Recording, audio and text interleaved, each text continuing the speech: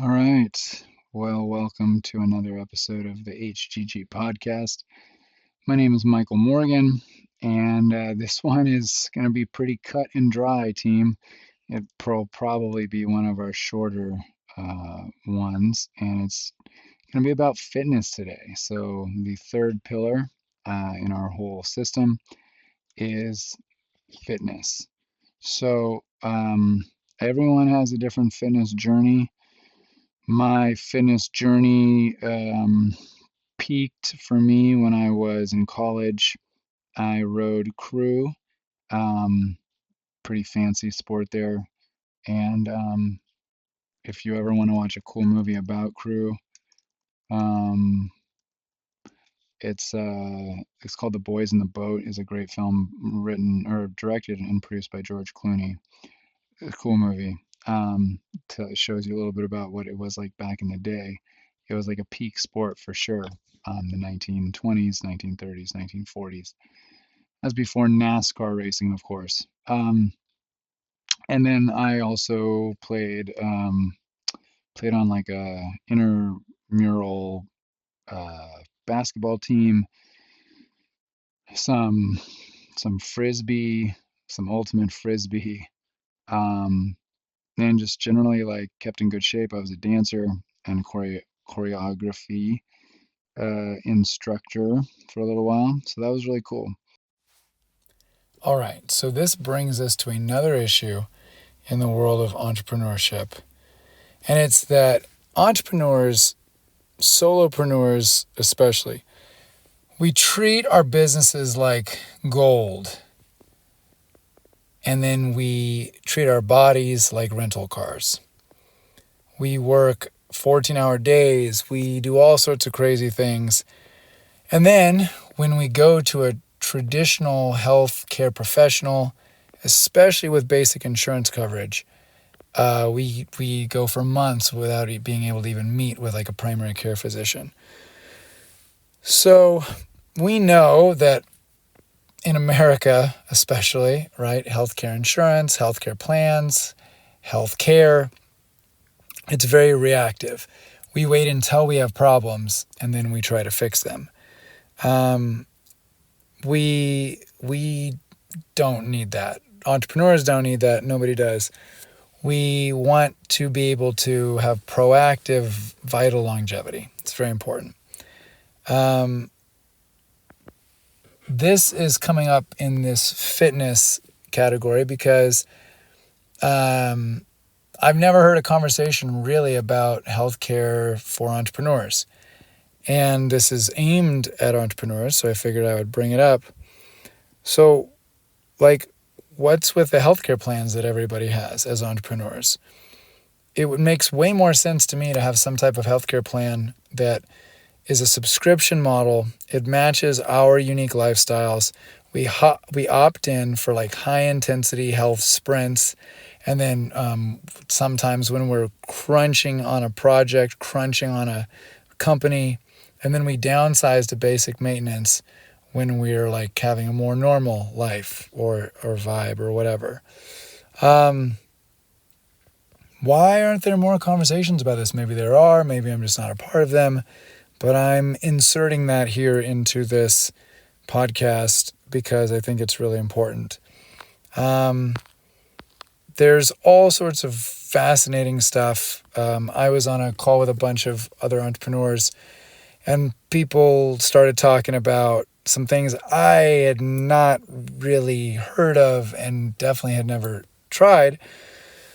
And these are peptides and regenerative patches. Now, again, I'm just kind of messaging this stuff, but I really have no context for it. I've not used it myself. So there's peptides like BPC-157. It's meant to accelerate tissue repair, reduce inflammation. And then people use these peptides, right? There's a couple others. There's neuropeptides. And then there's, I guess, I can barely even pronounce the actual medical term for it, but it's photobiomodulation, which is also known as, these patches. I'm not even going to use the word. It's probably controversial in some ways. Anyway, this is a wearable patch that takes on infrared light and all this other stuff to basically bring enhanced augmented health, which is kind of like what people use AI for intellectually, right?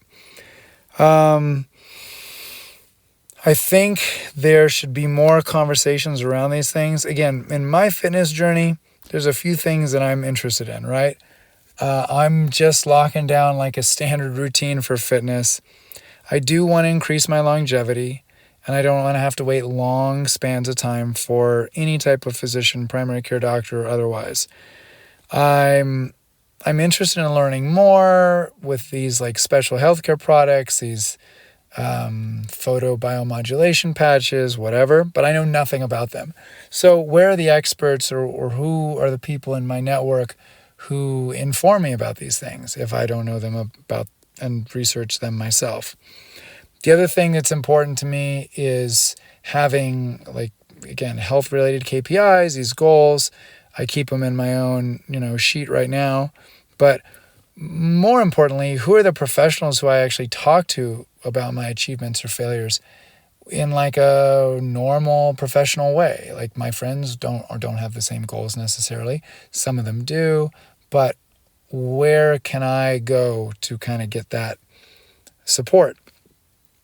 And then there's also this healthcare plan concept. I want to be able to pay for a 1-month premium plan of some healthcare that really matches my needs.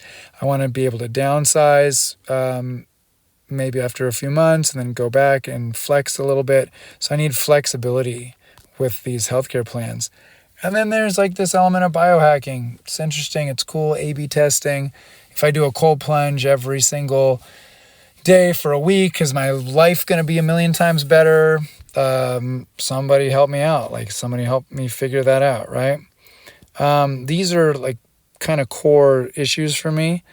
And as I'm spending more time in the gym, kind of accomplishing my own very basic goals, I'm wondering, why don't more healthcare plans that provide many options for entrepreneurs, solopreneurs, and others exist?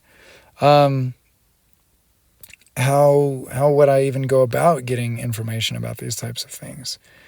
I feel like there's a need for this. If I want to track my health, sure, I've got an iWatch. Yeah, I've got or Apple Watch. I've got a Fitbit. I have an Oura Ring, whatever, right? But then how do these integrate into actual what society considers healthcare? I think there are some solutions that are coming around the mountain. Just talked to an entrepreneur today, fellow entrepreneur who's thinking about solutions to these things, and there are some kind of piecemeal solutions as well. So when I'm looking at value efficiency and ways to deliver high quality healthcare, part of that is catering to a demographic of entrepreneur, solopreneur. And I would love to be able to see that.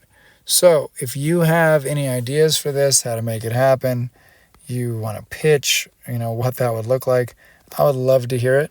Leave a comment, drop me a line, michael@megaverseca.com.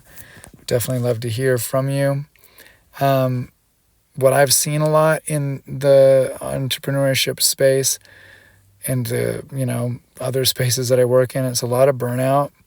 A lot of people who are still fighting for legitimacy, even though they are professionals and they're accomplished, actually. And then just a need for more affiliates, more ecosystem connections to kind of make all this stuff real. And so we've got a little bit of work to do in that space. And then people who are really, willing to say, I want to fight for my health. I want to stand on this, and I want other people to be a part of, this legitimizing of what is, I guess you could say it's an adjacent space to, like, your corporate 9 to 5 and you're staying in your job for 20 years plus whatever. Obviously, entrepreneurship does not function that way. Although we work longer than 9 to 5s, and we definitely deserve the same quality, if not better. So that's my plea. Always great getting into this stuff with you. And so when we think about fitness, one of the easiest things to track, of course, in our lives is our fitness. So whether it's like a Fitbit on our wrist or just exercise minutes on the bikes or the treadmills we're using, and then, of course, there's caloric intake and the food that we eat. We can set goals around our calories. We can set goals around our time that we spend working out. We can set goals on our weight, all these other things, right? It's pretty much the most quantitative part of our lives as humans. So, quick run through for our data tracking for fitness. The first question is, did I complete my planned physical training and adhere to my nutritional fasting discipline? That's those, both of those are important for me. Um, I have some yeses and I have some nos. But recently I've been kind of like getting both those locked in, which is great. I actually spent a lot of time getting fasting locked in and completely neglecting any physical fitness. Then I started um, working out again, probably 2022, 2023, a little bit. I had something in our yard that I would just use early in the morning, and it felt good. And it helps dissipate brain fog. It helps to break negative thought patterns, and physical exercise is great. Um, and then, of course, the fasting discipline or nutritional discipline, which is if you're just trying to stay off of certain foods or not eat certain things, whatever. So, our second question is, did I listen to my body and provide the necessary recovery, sleep, stretching, etc., to remain mission ready? So, that's a really good question. Um, the answer, of course, hopefully, is yes, because our bodies need that. And just being aware that we should be saying yes to that every day has made a distinct difference for me. I feel less exhausted. I'm not burning out.